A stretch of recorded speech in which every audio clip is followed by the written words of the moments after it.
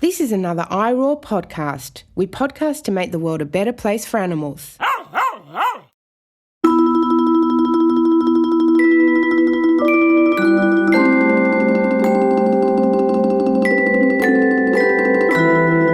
Hello, I'm Emilia, and welcome to the latest episode of Think Like a Vegan, a companion podcast to our book, also entitled Think Like a Vegan. I have focused on the economic impacts of animal agriculture in Think Like a Vegan and on my blog, Emmy's Good Eating. I've only scratched the surface of the fashion industry with a couple of essays. In today's episode, on the other hand, we'll hear from Joshua Katcher and Tracey Katof, who are researching the fashion industry as a compelling case study for the macroeconomic phenomenon of circumfauna, a term that Joshua coined. And we'll hear about more in this episode. They analyze the social, historical, and environmental influences on the large-scale shift towards intentionally reframing supply chains without animals.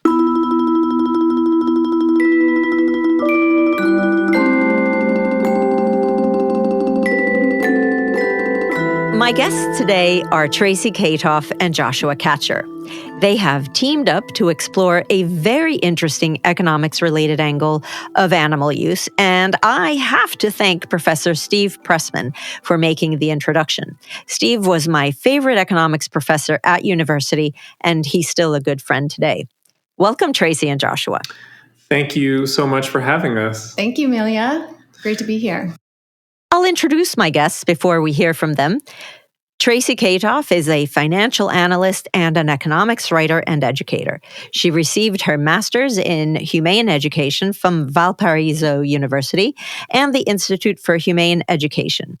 And later this year will receive a master's of Global Political Economy and Finance from the New School for Social Research in New York.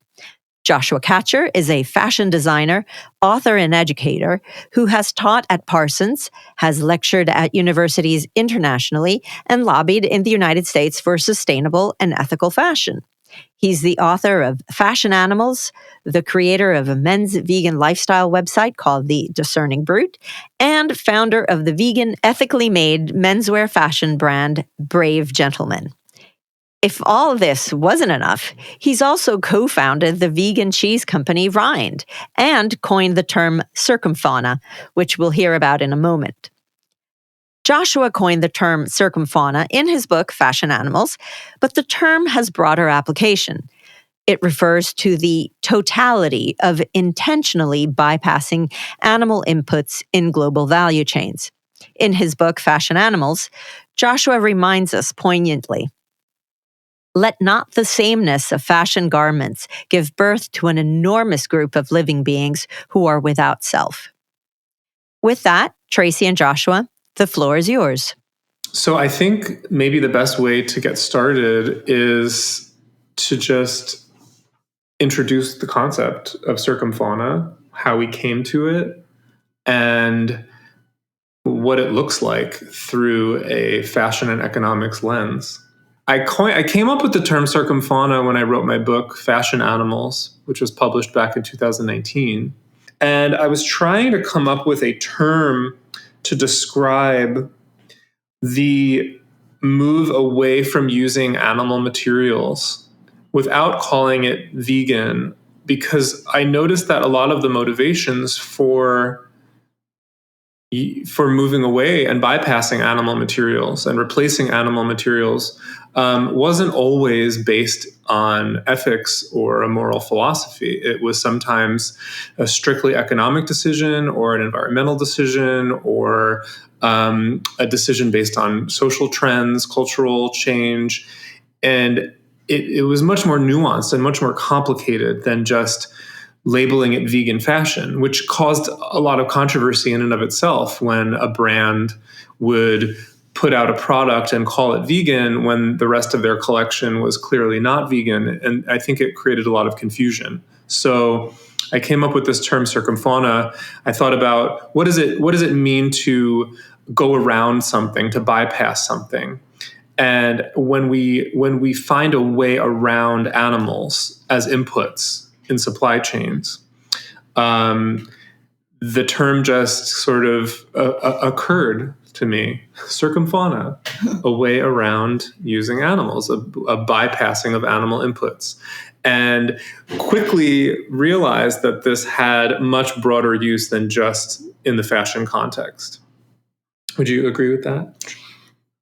Yes, absolutely. That is the reason that I actually started to study economics, was because there were so many reasons for new vegan products coming out that were more about marketing to people and health and all these different reasons aside from just caring about animals. And that is happening in every industry. And people mostly talk about food, right? If you look this up, everybody's talking about different cases in food, but it's really happening broadly across across the economy, nationally and globally. And I think that taking it from a fashion case study standpoint, this serves a few purposes. I think one, because we're so familiar with looking at the removal of animals in supply chains from a food standpoint, whether it's food policy or whether it's food manufacturing, that throwing something into the mix that might force people to think about all of the surrounding concerns in a more critical way, and in a topic that many people probably haven't read too much about. I think fashion, like I said, it is notorious for being underappreciated from a serious academic standpoint. I have a whole chapter in my book, Fashion Animals, about how the lack of seriousness with which fashion is taken is a larger problem, and it reflects a lot of misogyny and sexism, and it's seen as a quote unquote like women's concern and women's area of interest. And this is a really I think this is a harmful way of sort of using sexism to devalue an industry and therefore to underestimate its impacts. So when we look at the climate impacts, the biodiversity impacts, the land use and water use impacts, and then the ethical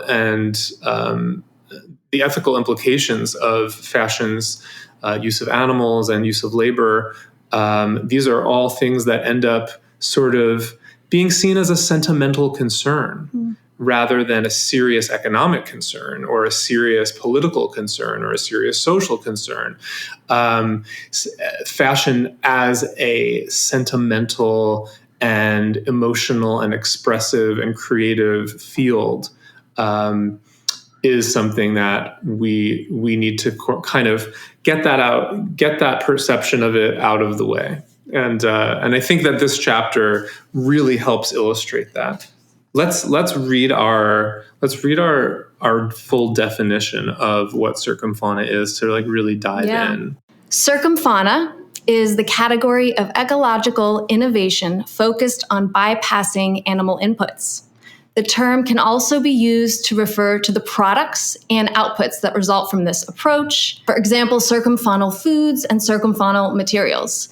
The term is most commonly associated with the textiles industry, innovations in materials for clothing like cultured leather made from cells or grown from mycelium, the food industry, alternatives to industrial animal agriculture like cultured, fermented, and other alternative proteins, as well as the biomedical industry, innovations in research, education, and testing.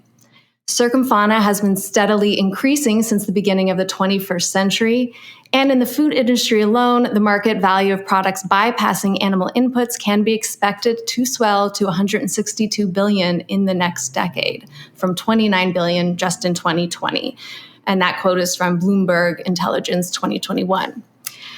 Due to the steady increase of global populations, incomes, and urbanization, the finite base of resources for livestock production is shrinking in stark contrast to the growing demand for products that are traditionally produced using animals. The term circumfauna was coined by sustainability expert Joshua Katcher. Hi. In The Living Flesh. In his book, Fashion Animals, Katcher calls for an industrial revolution as we must replace animals in the supply chains with something more efficient, sustainable, and ethical. In addition to addressing growing demand and dwindling resources, circumfauna innovation is intended to reduce environmental and social impacts associated with farmed animal production, including the following: anthropogenic greenhouse gas emissions, loss of biodiversity, water pollution, irreversible loss of land productivity, antibiotic resistance, and the risk of zoonotic disease epidemics. And that definition, I think, that was the first time where I was like, whoa, somebody took my term and like used it in a way that was really exciting and outside of my specific area of expertise. And so for me, I was thrilled when I saw that. I was like, this is so cool. But I think that definition is really great. I think it describes very specifically what circumfauna is. Since writing that, and since writing this chapter, we've come to understand it even more thoroughly and more broadly, where we're talking about a macroeconomic phenomenon that circumfauna is a way, it's a lens through which to view global activities. Mm-hmm. And you can take a circumfaunal perspective on the global economy. You can take a circumfaunal perspective on markets, on industrial manufacturing, on any large, broad topic. And in that sense, it becomes a hyperobject where it exists as this large, broad thing that it's a tool, it's a way of viewing, it's a way of understanding. And when you take a step back and you look at it from that macroeconomic standpoint, like let's talk about looking at the bypassing of animal inputs globally. We can't put our finger on it and say this is a vegan movement globally, because there's so many various reasons and motivations, and there's too much nuance.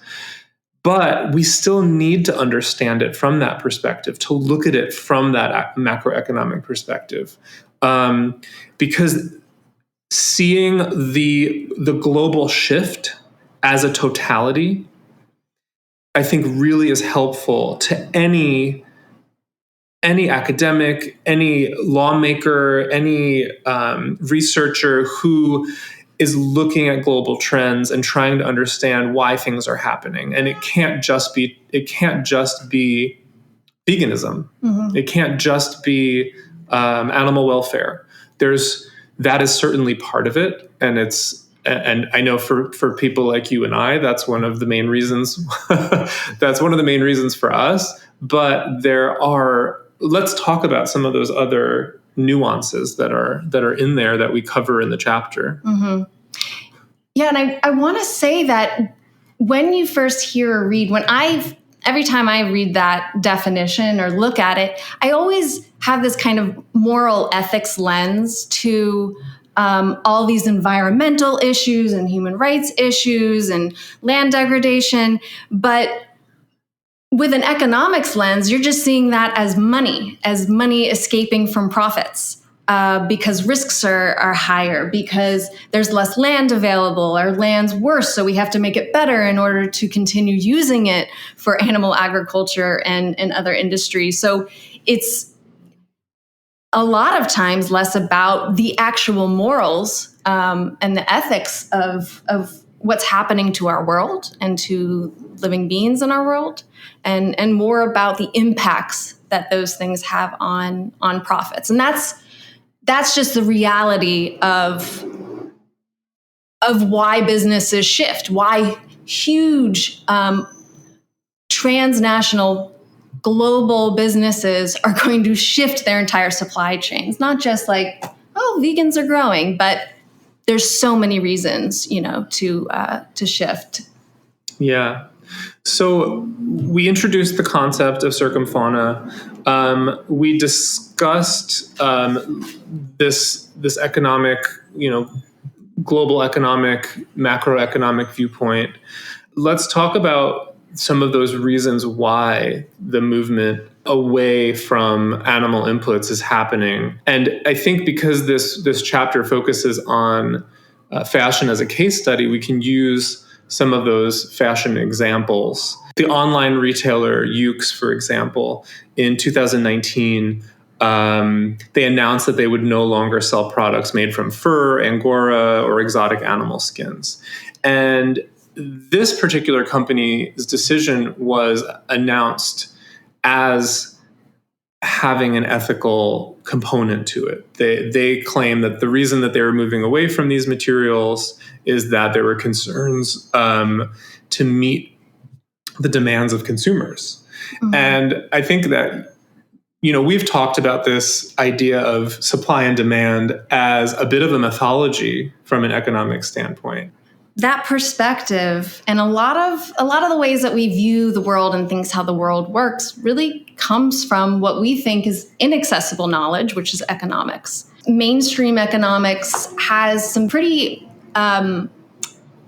basic assumptions that underlying all of our feelings about this, and the idea that individual choice is going to result in large-scale macro phenomenon and how our whole economy works, nationally and internationally.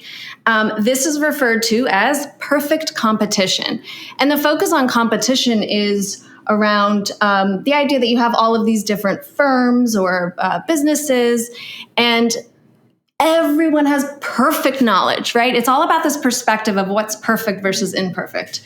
We all know what the consumers want, and so prices will just equalize.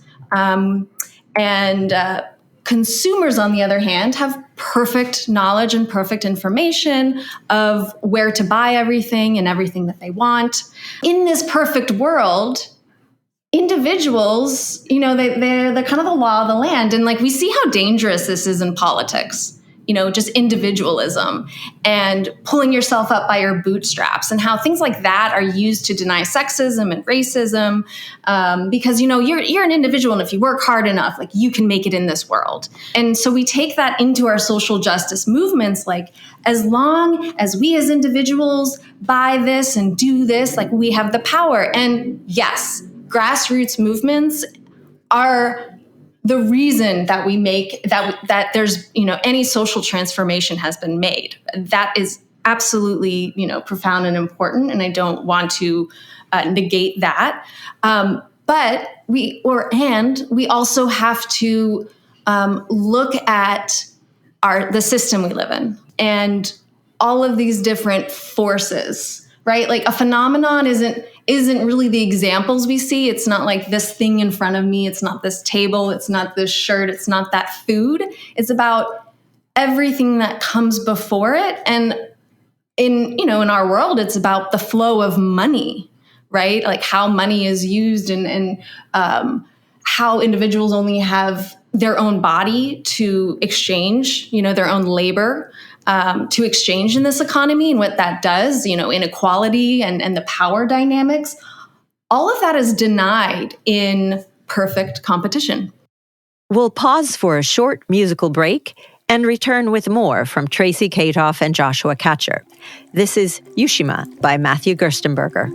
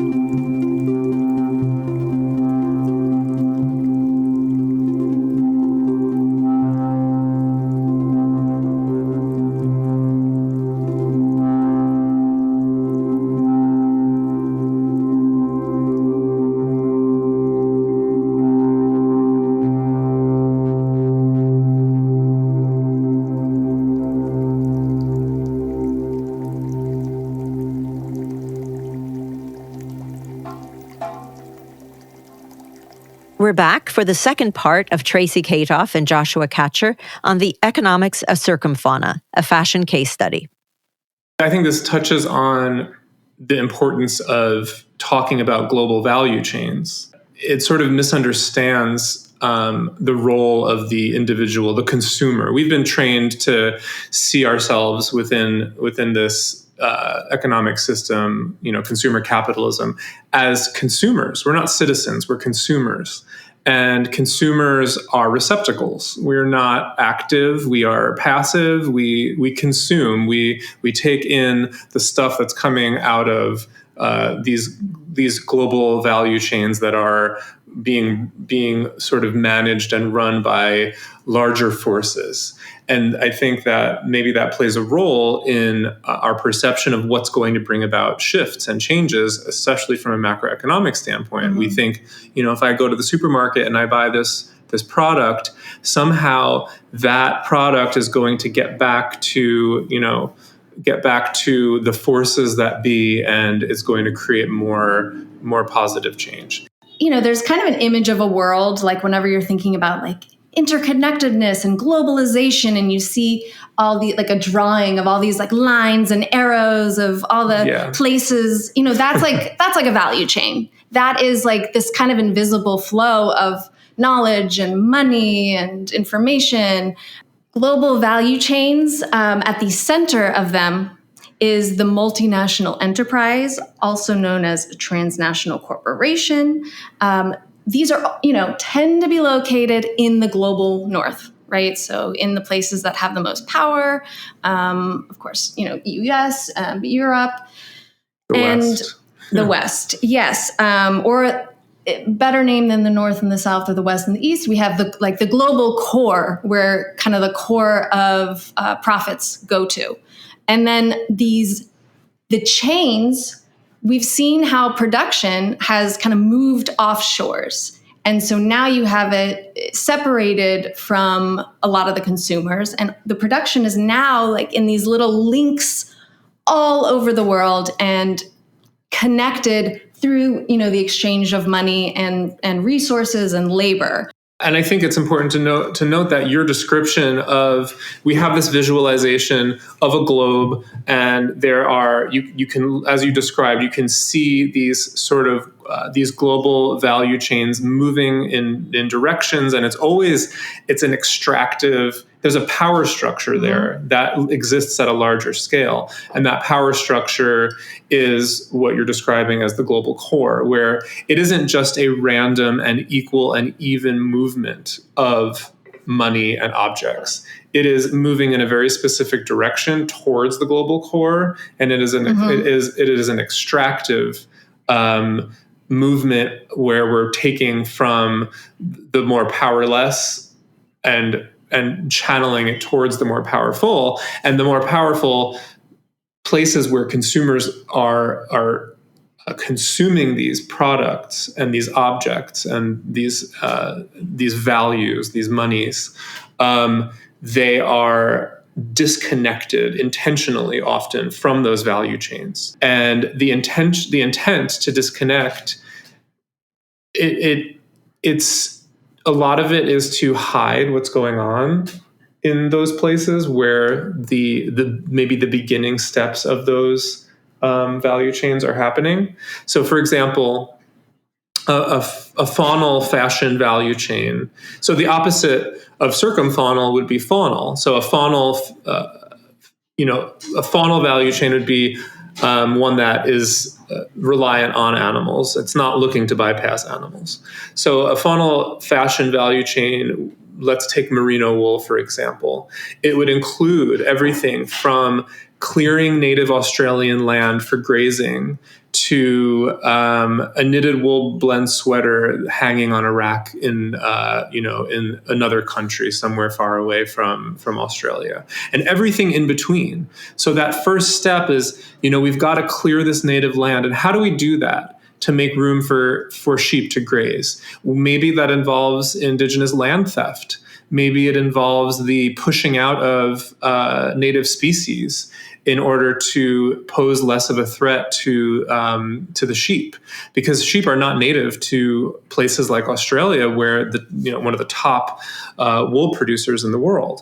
So there's this starting point where there's already issues of power dynamics and the global core extracting and stealing and taking from the less powerful, and creating an animal-based system that then exploits the animals themselves for their fibers, for the hair that they're growing. And they've been genetically modified through domestication to grow too much wool so that they need to be sheared. Whereas, animals that are related to sheep wild in nature would shed naturally during warmer seasons, and then their coats would get fuller during colder seasons. But in an effort to maximize profits, in an effort to maximize output and volume and speed, we modify animals as if they were inanimate objects, as if they were just a source of fiber. And all sorts of cruelties are involved in that value chain, whether it's mulesing, whether it is the castration of sheep without anesthetics, whether it is the tail docking or ear hole punching, or disrupting the natural reproductive systems of animals in order to accommodate an industry where you have animals being born during seasons they wouldn't normally and dying in the cold. And those are just seen as a built-in sort of loss for the industry that ultimately is worth it because of the convenience. So, we could go on and on about the wool industry. And, one of an organization that I'm on the board of directors for, Collective Fashion Justice. They're an excellent organization that uses hard-hitting, data-driven reports about animal industries, and they've really incorporated the use of the term circumfauna in a lot of their work. So it's really great to see the nonprofit sector using circumfauna as a way to accommodate their advocacy and to better explain systems like fashion that need to be seen from economics and political standpoints. So the other elements, in a wool supply chain that are often hidden from the global core is a step like wool scouring. We're told by the wool industry that through disinformation and misinformation that wool is a natural product, that it's biodegradable, that it's great for the planet, that it's just a friendly haircut. And a step like scouring, where you take greasy wool, which has been sheared and needs to be treated in order to be wearable, and you put it through this chemically intensive process that pollutes local aquatic ecosystems, that disrupts and kills native animals in those local aquatic ecosystems, that uses harsh chemicals that are considered dangerous and carcinogenic and endocrine disrupting to clean and soften a fiber that then ends up in a sweater, on a rack, in a store, in a city somewhere that has a label that says eco-friendly wool. And you have no idea that this wool came from stolen land, with native animals being driven to extinction, with intensive, cruel processes and chemically intensive and polluting chemical processes, and somehow that gets distorted into this is a natural, so-called, natural product. So that's what a wool value chain might look like. When we look at a wool value chain from a circumfaunal standpoint, through a circumfaunal lens, we are forced to look at the entire value chain. Mm-hmm. Whereas if you're looking at it just from the lens of consumerism or just through the lens of veganism, there may be key aspects and nuances and details that get left out. But I think applying a circumfaunal lens sort of forces us to check off a long list of necessary components to fully understand what's happening here. So we previously talked about perfect competition, the mainstream view on, how the economy is driven by supply and demand, from a perspective of everyone having perfect information, and all firms being equally competitive and equally in a place of to access anything that they need and to access the consumers. So economist Anwar Sheikh, he was a professor at the New School, recently retired, but amazing economist who wrote the book Capitalism, Competition, Conflict, and Crisis. He describes perfect competition as a ballet. And so all of the consumers and all of the entrepreneurs and everyone in the world is beautifully choreographed and knows everything else everyone's going to do and knows exactly how to respond to it. And there's almost this like behind the scenes director or choreographer who's just, who has got everything mapped out and everybody knows everything and it's kind and it's peaceful. But Professor Anwar Sheikh, he describes the economy in a way different setting. He says the emergent outcomes of real competition, which is antagonistic by nature and turbulent in operation, is as different from the so-called perfect competition as war is from ballet. So Anwar produces this framework, Real Competition, to talk about how the economy is super cutthroat. It's about power dynamics. It's about inequality. It's about firms taking serious action to cut prices, to set the terms, to make sure that there is labor doesn't have too much power and too much say in the exchange between labor and wages and things like that. So that's the perspective that we're taking here, is that firms are actively seeking out ways to get ahead of others. And it's all about that margin, that next step of profit and accumulating or gathering more profit by, putting money into the economic system, whether it's the markets or your business, which now all firms, all types of really enterprises are in the market as well as in their business. They're actively trying to seek this profit out ahead of other firms. This idea of perfect competition might not be really what's happening here, but let's look at the landscape for circumfaunal innovation. So we are entering what some are describing as the next industrial revolution, which is biomanufacturing. And biomanufacturing encompasses things like precision fermentation, where we're using basically fermentation technology, like brewing technology, combined with genetic engineering of simple cells like yeast cells to produce what would traditionally be biological animal products. So we have companies that have really interesting IP where they can create yeast that produces cow's milk without a cow involved in the process. We have companies that are making spider silk without the use of spiders. And this is a really exciting proposition for an industrial revolution that is bio-based, that is about biomanufacturing. And what we're seeing from the bird's eye view is that there is this landscape of hundreds of companies that have really interesting IP that are all doing circumfaunal innovation. And again, I just want to remind listeners that circumfauna isn't just something that is non-animal.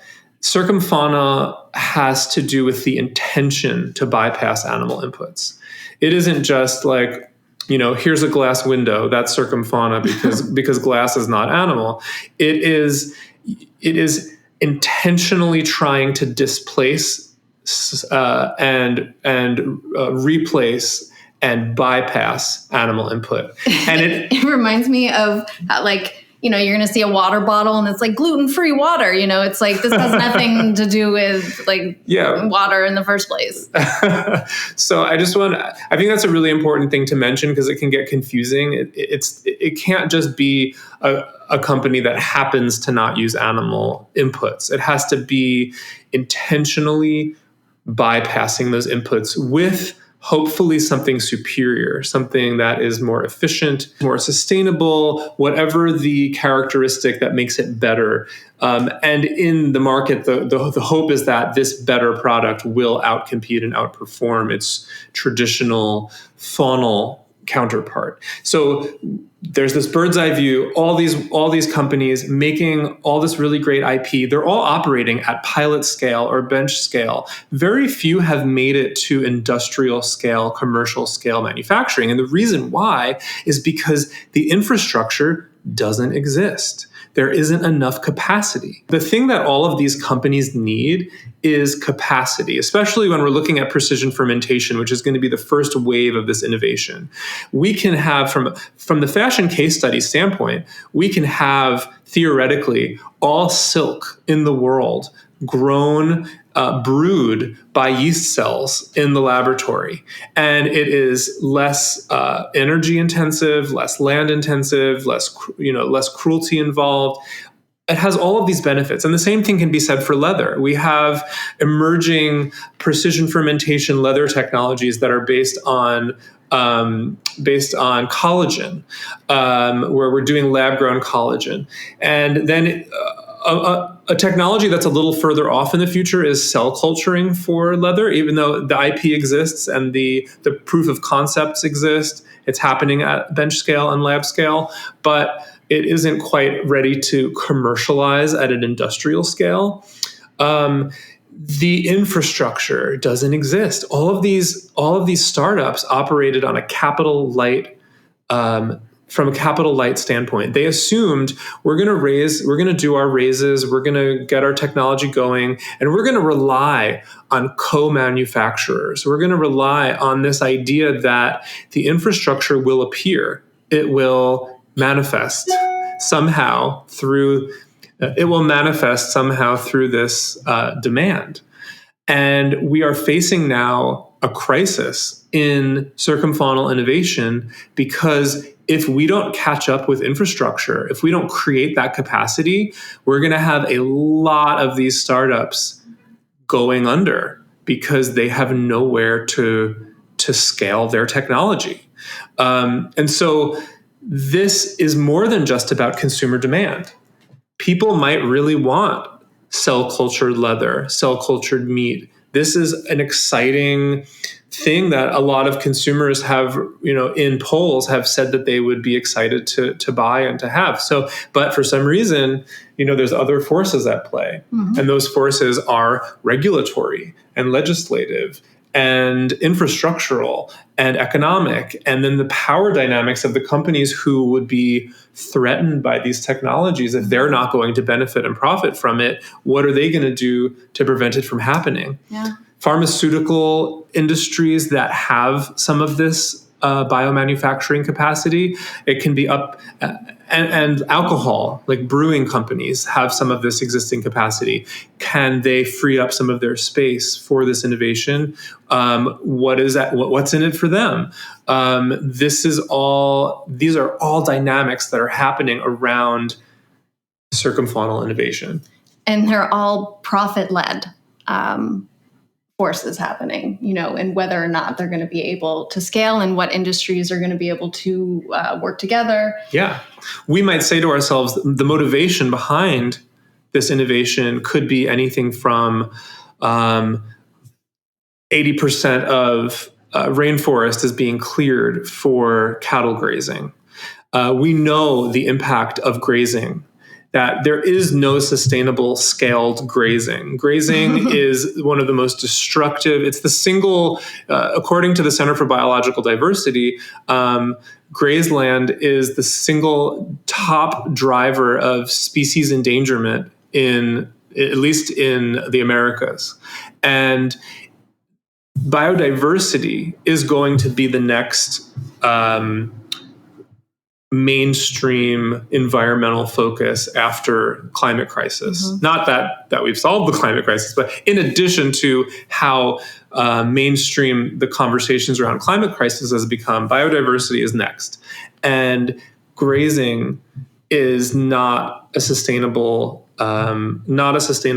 way of creating food or materials. And so we have to look at those impacts and understand that maybe one of the motivations behind circumfaunal innovation is bypassing grazing and allowing for rewilding and reforestation, and creating these buffer zones for species to thrive again, and to create buffer zones to prevent zoonotic diseases. There's a lot of research that's gone into how rewilding can combat global pandemics. So there's so many different forces at play from this macroeconomics viewpoint. And this kind of brings us to, why not just call it vegan, though? I mean, what's the problem? It makes the word more mainstream. The word is getting into, there's so many, into media, into all of the business journals. Like, this is exciting. Like, vegan is out there. And, we focus a lot on consumerism and on the economy and the changes and the promises of technology, but we also recognize that when we focus too much on these words like progress and technology and what's new and what's next, I mean, these are also, if you read about decolonization, I mean, these terms are really a part of colonization, of like what's new, what's next, what's progress. So we have to balance our excitement of vegan products with what we really need to do when we're talking about social justice. When we're talking about justice, it has to also be about justice, because there could be harm done when we make vegan just into about an end product, and just about new technology, right? And where these new technologies will be located, and who's going to benefit from this infrastructure. Is it going to be only in the global core that will benefit from the financially benefit from these new technologies? I think that's a really important, you're bringing up a really important point. And this is something I cannot claim to have a ton of research in this area, but this is something that we were, definitely looking at alongside of writing the chapter, and really want to continue, highlighting voices that don't intersect, but that are at the core, have the core stem from these same global systems and issues, and how it relates to how we're presenting veganism and animal rights and things like that. And so, we were kind of exchanging different authors and thinkers and philosophers around veganism. So one is decolonial theorist Af Ko, who positions veganism within the scope of a multidimensional and inclusive social justice framework that acknowledges the wide scope of possibilities for justice. Emilia Quinn explains that, quote, veganism is engaged in critiquing many of the same institutions as queer theory, challenging heteronormative ideas about what it means to be sexed, gendered, and species subject. Political scientist Claire Jean Kim uses the term multi-topic approach, which demands that we take multiple forms of domination seriously and encourage an ethics of avowal among different justice struggles.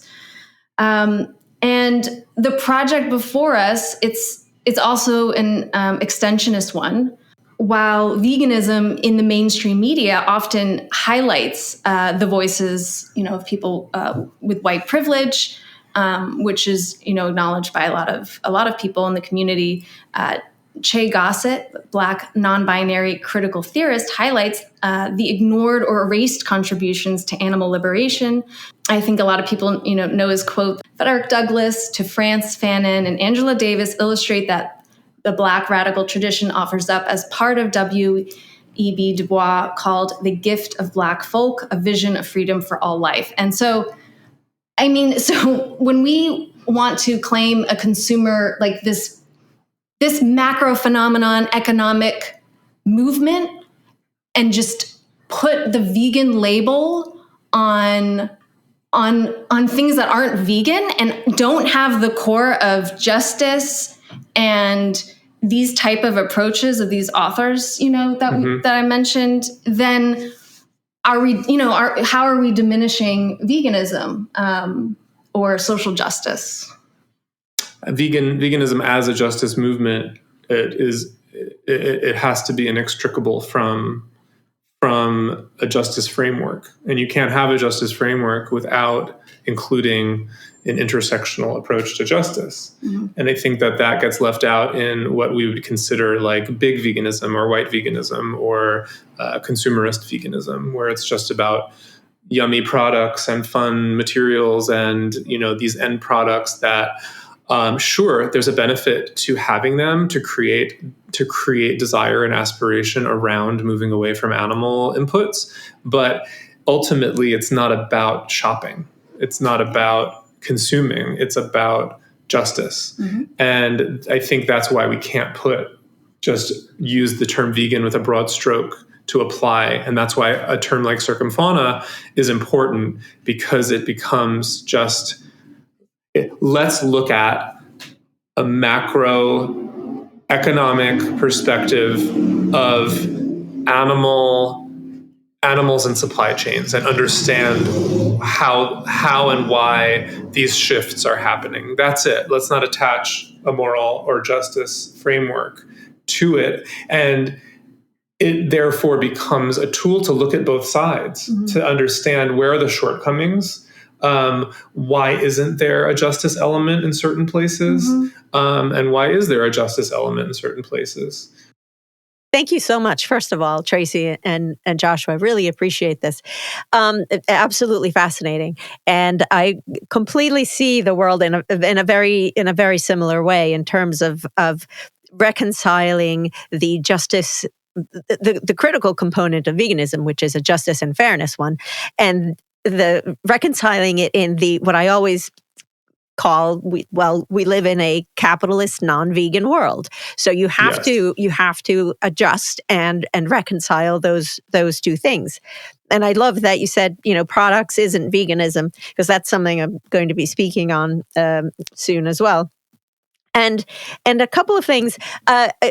I'm involved in a rewilding project up here in Scotland, and one of the tools that we use is the concept of natural capital accounting, if you're familiar with it. And what it is, just extremely briefly, it's basically, say you're looking at a stand of trees, general accounting practices now would say, oh, well, these trees are here and they will make us $100, £100, and it'll cost us 20 pounds to extract them. So then the profit is 80. And that doesn't take into account all of the other things that you have to take into account, such as the what the land costs were to plant those trees, what was there before. So as well as having the debit and credit of the actual money going in and coming out, it's not just that, but you also have to debit and credit all the bad stuff. So all the carbon that's taken out, even including the wellness and the well-being of people who were used to seeing those stands of trees and so on. So it gives a fuller picture. And some people don't like it because it quantifies nature and so forth. But we are already doing that. I mean, I appreciate that argument. And what I always say is we're already doing that. We already quantify it, but we quantify it in a way that's really limited. And what I see circumfauna doing, and how I see it as a parallel or a very useful term or concept to go along with natural capital accounting, because it forces you to look at everything that is already happening, but we just ignore it. And we just say, oh, well, we just don't count that. But when in fact, all of those things have an impact on every single one of us, as we can see from the world that we're living in right now. All of these things that we do, they're always going to have an impact. And if we don't have a way to quantify them, or at least to be able to talk about them in a quantifiable way, I think then we have we limit our own imaginations, we limit our own information. And going back to the perfect competition mythology, which obviously doesn't exist because there is no perfect information. But I think having these terms and having these concepts like circumfauna, that really does increase the information that we say, well, hey, look, all of this is here now in front of you. Let's talk about it. And I think, in order to have real solutions to what's happening in the world and what additional problems we will be facing, you have to have these additional terms and this additional way of looking at things. Otherwise, I think it's extremely limited. I think circumfauna can be really useful in that context, because I think it disarms defensiveness, where, if you go to a board of directors and you start talking about veganism, the defenses come up. But if you can say, like, we're going to talk about circumfauna, which is this neutral, like, there's no moral philosophy attached to it per se. We're just talking about data. We're talking about what is the data that we have, and how do we deal with that data? Yeah, exactly. I think it can help really bridge certain gaps where you might get what I think a lot of animal advocates have run into, which is the real defensiveness of talking about animal ethics. Yeah, it's certainly. I mean, it's an excellent tool to then, if the conversation turns in that direction where ethics can become a topic, or at least can broach it, it bridges those gaps, and as you said, it can skip the defensiveness, go to the topic in any event, and then you create a rapport, you create a relationship, and so on, and the discussions can continue. Couple things before we go. I wanted to just ask if people want to follow your work, whether it's online or otherwise, where can they do so? And if you would just, if you have any other projects that you wanted to talk about, or if you want to tell us once again the name of the book where your chapter will be appearing, that would be great. Yes. So I'll start with that. The book is called The Vegan and Plant-Based Handbook, Multidisciplinary Perspectives. So that will be forthcoming.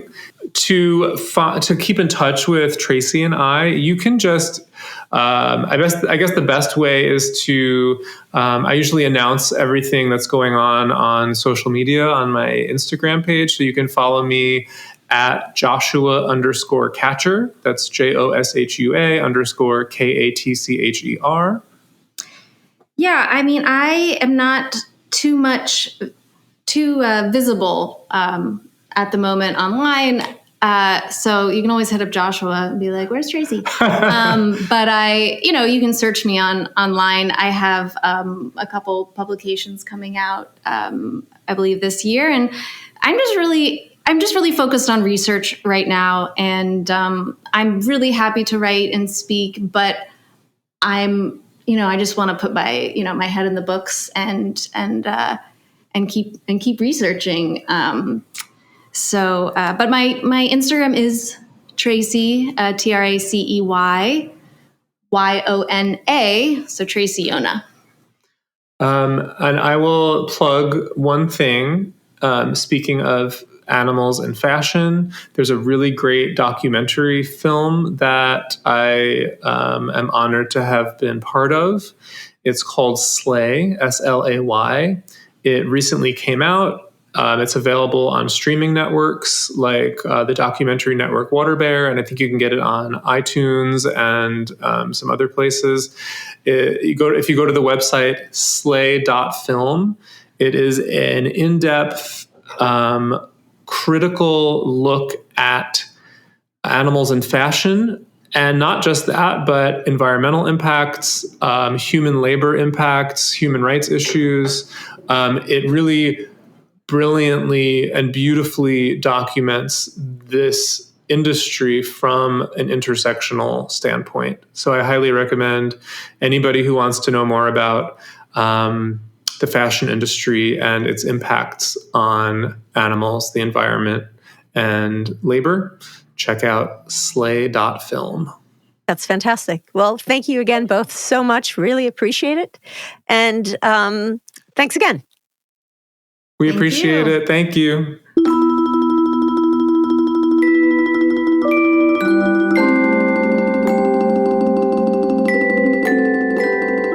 In this episode, we continue to see how our use of animals is pervasive, pernicious, and harmful to them, obviously, and ultimately to us too.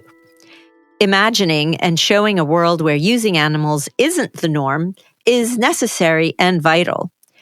We're not going to get out of a 10,000-year habit because, remember, we as a species started farming other animals that long ago. Without people providing new practical solutions in the capitalist context of our world and combining that with education about the historical context of animal use, as well as the ethics.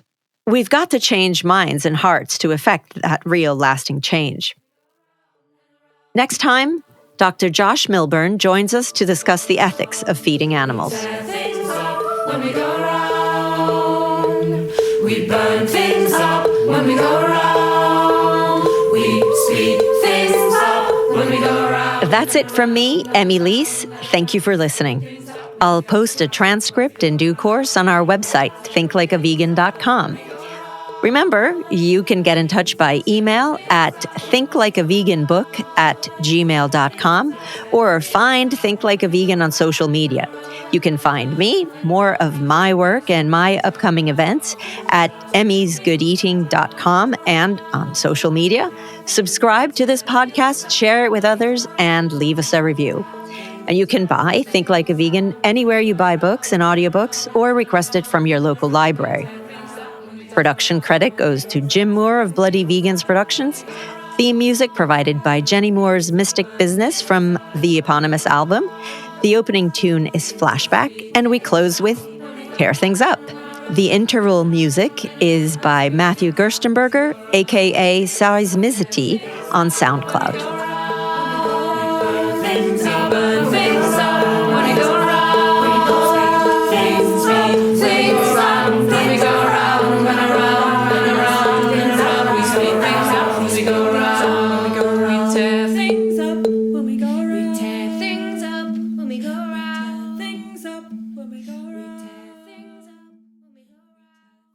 For more great iRaw podcasts, visit irawpod.com. That's IROARPOD.com.